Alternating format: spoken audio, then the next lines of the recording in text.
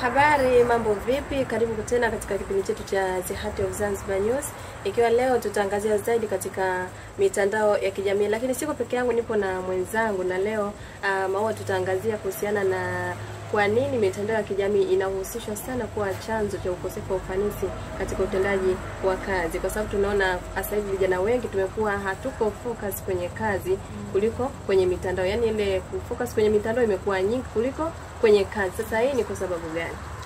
Asante. Kwanza naweza kusema mitandao ya kijamii ina faida lakini pia ina hasara zake. Na naweza kusemea katika kundi letu sisi haswa vijana. Kwa sababu ukiangalia waathirika wengi wa mitandao ya kijamii ni vijana. Tumeshuhudia vijana wengi wakitapeliwa mitandaoni. Tumeshuhudia vijana wengi wakipicha zao mbalimbali za faraha zikivuja mitandaoni. Umeona? Hii inatokana na nini? Inatokana na vijana wengi kutokuwa na lengo maalum. Yaani unakuta labda kijana anaweza kutolea mfano hai, hajui lugha ya Kiingereza. Sasa afenyeje ili ajue lugha ya Kiingereza? Mitandao ya kijamii ipo na ana simu kubwa na pia. Ana simu kubwa. Kwa hiyo unakuta labda ana lengo sawa, idea nzuri, lakini anapoingia katika mitandao ya kijamii sasa focus katika lengo lake, unakuta sasa focus, anaenda katika vitu vingine ambavyo havimjengei kiakili wala kimaendeleo katika jamii. Hiyo ndio sababu ya kwanza ambayo tunasema ni kutokuwa na lengo maalum.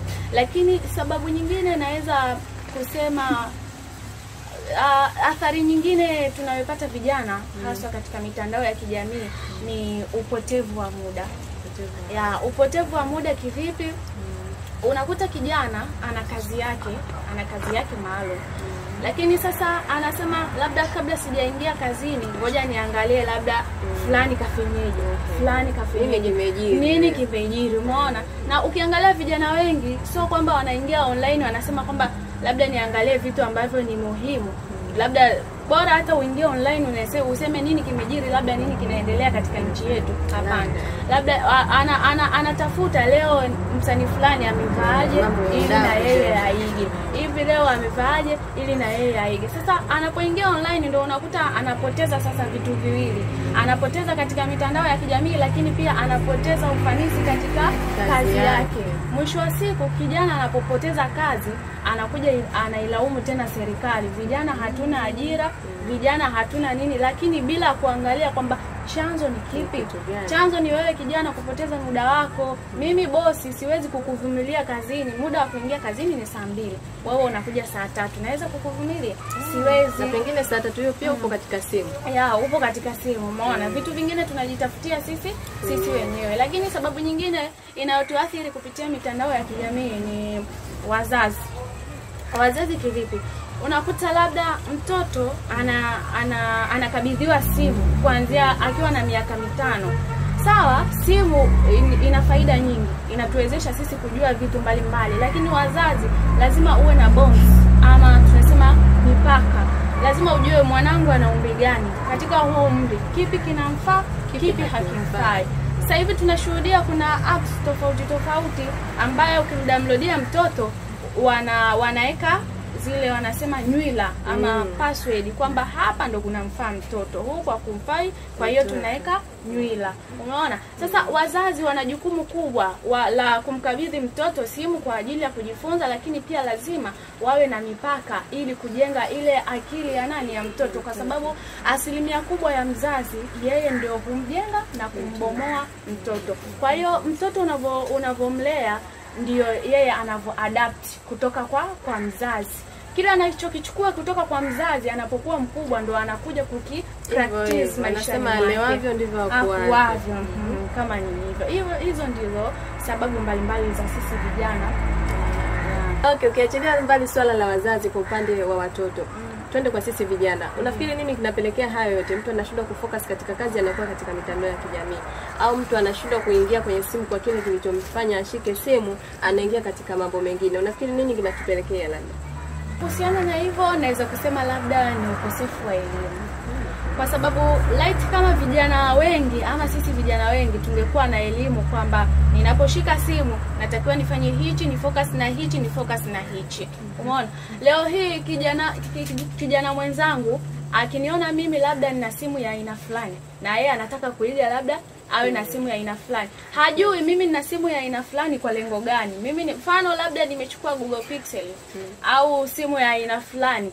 Najua hii itanisaidia katika kitu fulani. Hii itanisaidia katika kitu hichi. Yeye bila kuangalia faida yake, yeye moja kwa moja anakopi nilicho nacho ili mradi tu aonekane na yeye anacho. Kwa hiyo huo ukosefu wa elimu ndio husababisha sisi vijana kujikita zaidi katika upotevu wa muda.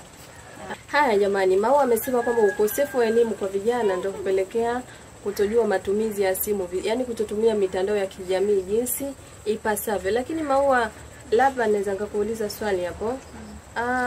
Unafikiri nini kifanyike ili sasa vijana wasipoteze ule muda na wawe na malengo maalum katika simu zao, lakini pia hiyo elimu sasa iwepo? Naweza kusema kwamba kabla hatujailaumu serikali, wazazi ni lazima wawe na msimamo thabiti. Kwa sababu sawa, ni lazima tukubali uhalisia kwamba lazima tuendane na generation mpya, lakini lazima tuendane na mambo ya sayansi na teknolojia kwa sababu hurahisisha kazi. Sawa, tunarahisishwa kazi, lakini wazazi lazima wawe na mipaka. Mipaka hiyo kivipi? Ni faida kwa mtoto kutumia simu kwa sababu inamuongezea ujuzi katika akili yake na kujifunza vitu mbalimbali. Kwa hiyo wazazi lazima wawe na mipaka kuwachunga watoto wao ili kuepukana na sintofahamu zinazotokea katika jamii. Tumeshuhudia katika mitandao ya kijamii kuna baadhi ya vioo vya jamii, wasanii na ni wasanii wakubwa. Tumeona video pamoja na picha zao za faraha zikivuja. Kwa hiyo cha kwanza, wazazi ni lazima wawe na msimamo thabiti na kuwafuatilia watoto wao, lakini pia cha pili, serikali lazima itoe elimu kwa hususan kwa vijana. Kwa sababu kama tunavyofahamu, kijana ndio taifa tegemezi katika nchi. Kwa hiyo endapo serikali ikitoa elimu kuhusiana na vipi kijana anaweza kutumia mitandao ya kijamii kumpatia faida na sio hasara ama changamoto, hii itaibua faida kubwa katika jamii zetu na kuacha vijana kujikita zaidi katika kulalamikia serikali kwamba tuna ukosefu wa ajira. Leo hii kijana unapomfundisha matumizi mazuri ya mitandao ya kijamii inapata faida, kwa sababu tumeona ama tumeshuhudia watu mbalimbali wakijiajiri kupitia mitandao ya mitandao ya kijamii. Kwa hiyo wazazi wana jukumu kubwa la kufuatilia watoto wao, lakini pia serikali iendelee kutoa elimu kupitia mitandao ya kijamii. Na uzuri tunao baadhi ya mifano ya watu ambao wamedevelop ama wameendelea kupitia mitandao ya kijamii.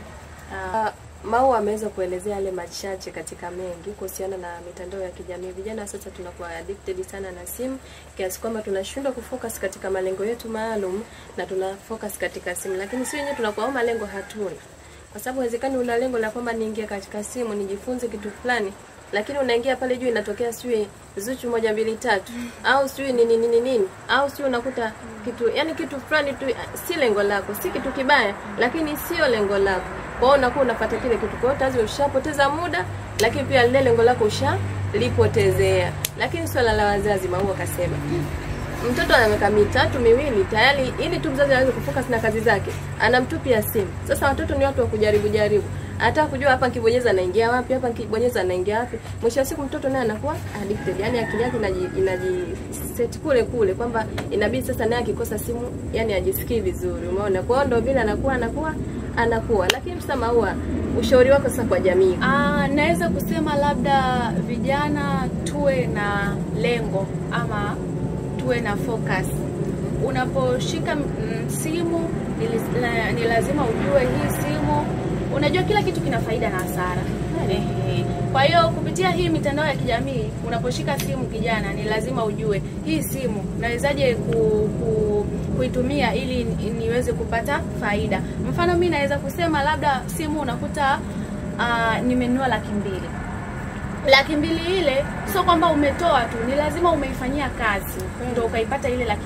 Kwa hiyo kijana ni lazima uwe na uchungu na ile hela yako. Kwa hiyo ni lazima ujiulize, hii 200,000 nitaifanyaje kupitia hii mitandao ya kijamii au kupitia hii simu yangu niweze kuirudisha. Kwa hiyo vijana ni lazima tuwe na lengo maalum, lakini pia vijana tuweze kujitambua.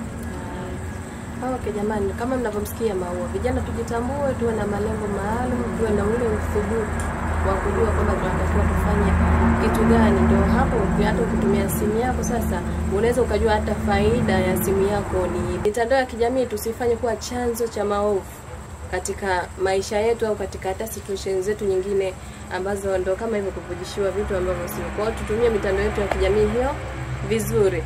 Jamani, si hatuna la ziada, tupo katika channel ya The Heart of Zanzibar News. Karibuni sana.